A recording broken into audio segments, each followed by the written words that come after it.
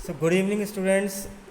Entrepreneurship development and innovation management के आज के इस ई लेक्चर के सेशन में आप सब स्टूडेंट्स का स्वागत है। सो बच्चों, लास्ट जो अपन लेक्चर नंबर 28 पढ़ रहे थे तो उसके अंदर अपन ने ऑर्गेनाइजेशन प्लान स्टार्ट किया था, जिसमें हमने देखा था कि ऑर्गेनाइजेशन प्लान कितना इम्पोर्टेंट है और इसमें हमें सबसे पहले कुछ पैरामीटर्स को सोचना चाहिए जब हम ऑर्गेनाइजेशन प्लान बना रहे होते हैं। तो सबसे पहले मैंने आपको पढ़ाया उसमें कि सोल ऑफ ओनरशिप क्या होती है, पार्टनरशिप क्या होती है, इन दोनों के हमने एडवांटेज डिसएडवांटेज फीचर्स इन सब चीज़ों के बारे में डिस्कस कर लिया। फिर मैंने आपको कंपनी के बारे में बताया। आज अपन इस टॉपिक के अंदर कंटिन्यू करेंगे ऑर्गेनाइजेशन प्लान को ही। तो हमने कंपनी तो पढ़ ली थी कि इंडियन कंपनी एक्ट 1956 के तहत कंपनी एक आर्टिफिशियल पर्सन है जो कि एक नेचुरल और एक लीगल पर्सन के द्वारा क्रिएट की जाती है। तो यहाँ पे हम कुछ फीचर्स की बात करते हैं, मैं आपको समझा दूँ। सबसे पहला फीचर आता है आपका इंडिपेंडेंट द कॉरपोरेट एंटिटी।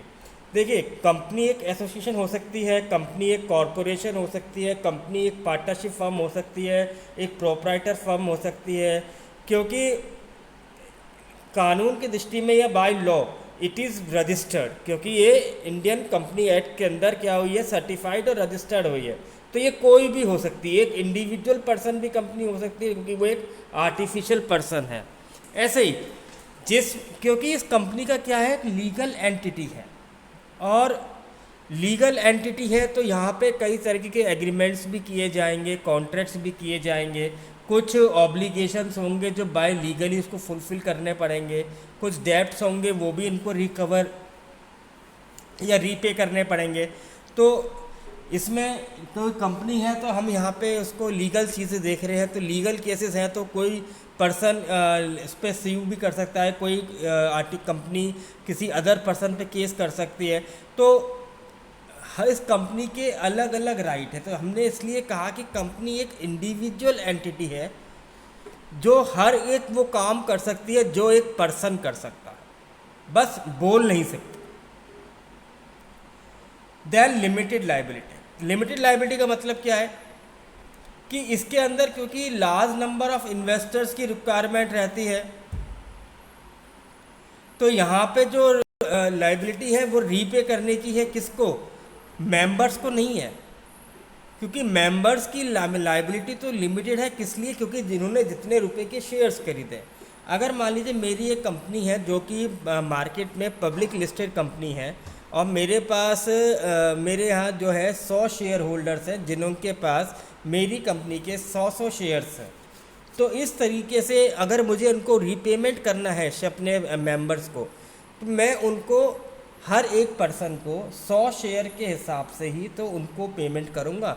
तो मेरी जो कंपनी की लाइबिलिटी है वो उनको 100 शेयर तक के वैल्यू का रीपेमेंट करने की है, इसलिए हम उसको कह रहे हैं it is an limited liability. तीसरा आता है सेपरेट प्रॉपर्टी। इसको हम एक सेपरेट प्रॉपर्टी इसलिए भी कह रहे हैं क्योंकि ये अपने नाम से चीज़ों को खरीद सकती है, अपने नाम से प्रॉपर्टी को बेच सकती है। इसमें कंपनी को किसी शेयर होल्डर्स या मेंबर्स के पूछने की रिक्वायरमेंट नहीं है। फिर आता है परपेचुअल सक्सेशन। अगर हम कंपनी की बात करें, जैसे आपका ह्यूमन बीइंग हमारी आपकी लाइफ है, ऐसे ही कंपनी भी तो एक लाइफ की तरह जी रही है, क्योंकि कंपनी एक एग्जिस्टेंस हो चुकी है, अब ये क्रिएट हो गई, अब ये जन्म चुकी है। 1956 के अनुसार आपने इसको रजिस्टर कर दिया, यानी ऑन दिस डे आप क्या करोगे, आप वो कंपनी अस्तित्व में आ गई। अब जब ये कंपनी अस्तित्व में आ गई तो अब इसमें मौजूद जो भी कोई मेंबर है उसके मरने जीने छोड़ने आने से कोई फ़र्क नहीं पड़ता।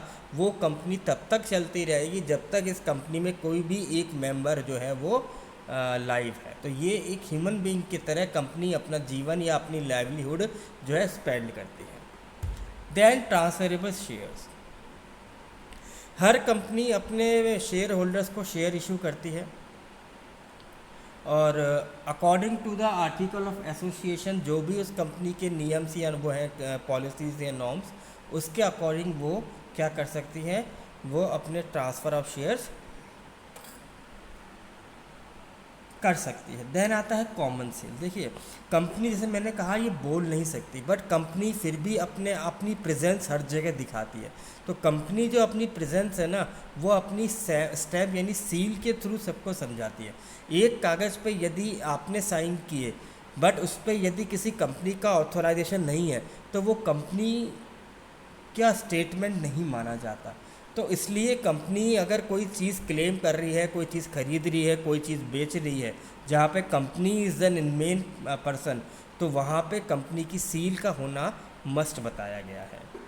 ऐसे ही राइट टू स्यू, जैसे मैंने आपसे कहा, जैसे एक नॉर्मल पर्सन, मैं किसी भी पर्सन पे लीगली लॉ केस करने के लिए अपन फ्री है, ऐसे ही एक कंपनी भी किसी भी दूसरे पर्सन पर जिसको उसको लग रहा हो उस पर वो केस कर सकती है। ऐसे ही कोई पर्सन जिसको लग रहा है कि आपकी कंपनी गलत एक्टिविटीज़ में है तो वो भी आपके अगेंस्ट में केस कर सकता है।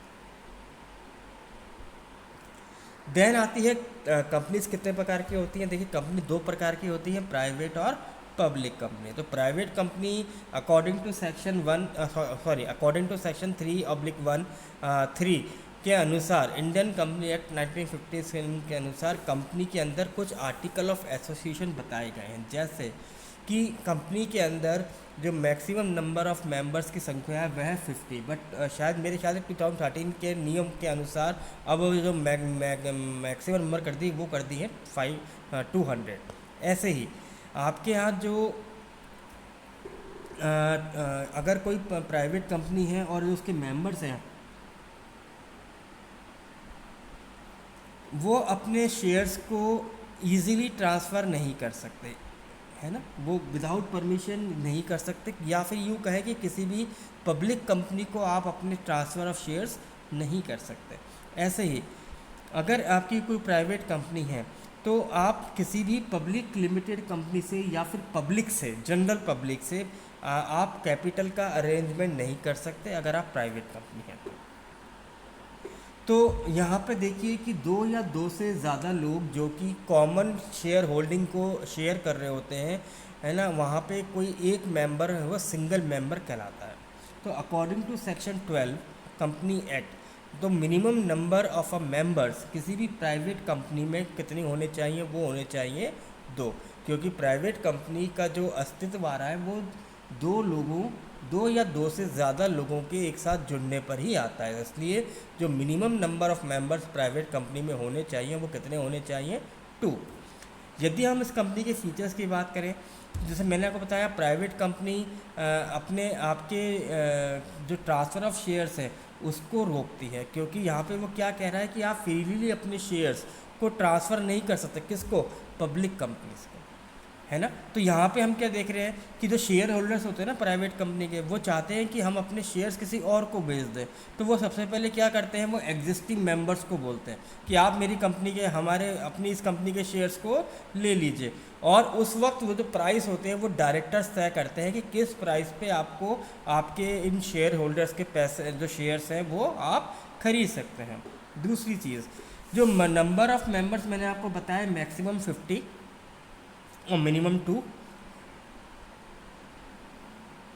ऐसे ही अगर आपकी कोई प्राइवेट कंपनी है तो वो कभी भी अगर कैपिटल की रिक्वायरमेंट, फंड्स की रिक्वायरमेंट है तो वो पब्लिक से पैसा रेज नहीं कर सकते। देन आता है पब्लिक कंपनी। पब्लिक कंपनी वो कंपनी है जो कि अकॉर्डिंग टू सेक्शन 3 क्लॉज 1/4 के अनुसार अंडर 1956 कंपनी एक्ट के अंदर रजिस्टर्ड होती है। तो पब्लिक कंपनी वो है जो कि प्राइवेट नहीं है, यानी कि ये पब्लिक लिस्टेड कंपनी है। तो यहाँ पे क्या है कि एक पर्सन जो शेयर होल्डर है वो इजीली अपने ट्रांसफ़र ऑफ शेयर्स किसी को कर सकता है। दूसरा, पब्लिक कंपनी के अंदर कोई भी maximum number of share holders की लिमिट नहीं है। और तीसरा, पब्लिक कंपनी को जब भी कैपिटल या फंड्स की रिक्वायरमेंट होती है तो वो पब्लिक से इजीली पैसे को रेज कर सकते हैं। यदि दोनों के बीच में डिफरेंस देखा जाए तो देखिए, सबसे पहला है मिनिमम नंबर। मिनिमम नंबर का मतलब क्या है कि पब्लिक कंपनी में जो मिनिमम नंबर्स होने चाहिए मेंबर्स, वो होते हैं 7 और उसमें प्राइवेट में होते हैं 2। मैक्सिमम की अगर बात करें तो प्राइवेट कंपनी के अंदर मैक्सिमम नंबर्स जो हैं वो है 200 और मिनिमम जो है वो 2। ऐसे ही अगर हम पब्लिक की बात करें तो पब्लिक लिमिटेड कंपनी के अंदर कोई भी मैक्सिमम लिमिट नहीं आती। ऐसे ही number of directors, public limited company में एटलीस्ट 3 डायरेक्टर्स होने चाहिए और प्राइवेट कंपनी में एटलीस्ट 2 डायरेक्टर्स होने चाहिए। यदि हम रिस्ट्रिक्शन और अपॉइंटमेंट की बात करें, कोई भी पब्लिक कंपनी में जो भी डायरेक्टर्स रिक्रूट किए जाते हैं या अपॉइंट किए जाते हैं, वो उन लोगों के पास जो उस कंपनी के शेयर्स हैं उनकी क्वांटिटी पे डिपेंड होता है। ऐसे ही अगर हम देखें कि सब्सक्राइब फॉर शेयर्स, तो पब्लिक कंपनी जब जनरल पब्लिक को इनवाइट करती है कि आप आके अपने शेयर्स को परचेज़ कर सकते हैं, हमारी कंपनी में अपने शेयर्स को परचेज़ कर सकते हैं, तो वो उनको अब उसी अमाउंट के का अलॉटमेंट देगी जितने कैपिटल तक का उसने अपना इशू मंजूर कराया है। और प्राइवेट कंपनी में क्योंकि आप शेयर्स को इशू कर नहीं सकते, इसलिए ये बात यहाँ पे इम्प्लीमेंट नहीं होती। देन हम बात करते हैं नेम ऑफ द कंपनी। जो प्राइवेट लिमिटेड कंपनी होती है उनको अपने नाम के आगे प्राइवेट वर्ड लगाना ज़रूरी है। पब्लिक सब्सक्रिप्शन, तो आज एक जो प्राइवेट कंपनी होती है वो पब्लिक को इनवाइट नहीं कर सकती यदि वो कि आप हमारे यहाँ पे आके शेयर्स को परचेज़ करिए, जबकि पब्लिक कंपनी ऐसा ही अपने यहाँ पे आके पब्लिक को इनवाइट करती है और पैसे को रेज़ करती है। अगर हम शेयर्स के ट्रांसफरेबिलिटी की बात करें, पब्लिक कंपनी जो होती है वो फ्री होती है, वो इजीली अपने शेयर्स को दूसरे पर्सन में को बेच सकती है, जबकि प्राइवेट कंपनी तो शेयर्स इशू कर ही नहीं सकती। दूसरा, अगर हम स्पेशल प्रिविलेजेस की बात करें, अब क्योंकि प्राइवेट कंपनी है तो प्राइवेट कंपनी को सरकार ने बाय लीगली कुछ स्पेशल प्रिविलेजेस दिए हुए हैं, जबकि पब्लिक कंपनी को कोई भी स्पेशल प्रिविलेजेस नहीं होते। फिर बात करते हैं क्वेरम की। क्वेरम क्या कहता है कि जब भी किसी पब्लिक लिमिटेड कंपनी के अंदर मीटिंग्स होती हैं तो मिनिमम मेंबर्स जिनको ये मीटिंग्स अटेंड करनी है वो है 5 और प्राइवेट कंपनी के अंदर होते हैं 2। अगर रेम्यूनरेशन की बात करें तो पब्लिक लिमिटेड कंपनी के अंदर जो भी आपका मैनेजरियल स्टाफ है वो जो रेम्यूनरेशन लेगा वो आपके टोटल जो आपका जो नेट प्रॉफिट है उसका 11% तक ही ले सकता है, जबकि प्राइवेट में ऐसा कोई रिस्ट्रिक्शन नहीं आता। यदि हम कमेंसमेंट ऑफ बिज़नेस की बात करें तो एक प्राइवेट कंपनी अपने बिज़नेस को स्टार्ट तब कर सकती है जब उसको सर्टिफिकेट ऑफ इनकॉर्पोरेशन मिल जाता है, और पब्लिक लिमिटेड कंपनी तब कर सकती है जब इसको कमेंसमेंट ऑफ बिज़नेस का लेटर या सर्टिफिकेट मिल जाता है। तो यही था बच्चों आज का अपना टॉपिक। आई होप कि आपको ये टॉपिक और ये चीज़ें समझ में आई होंगी। Thank you very much.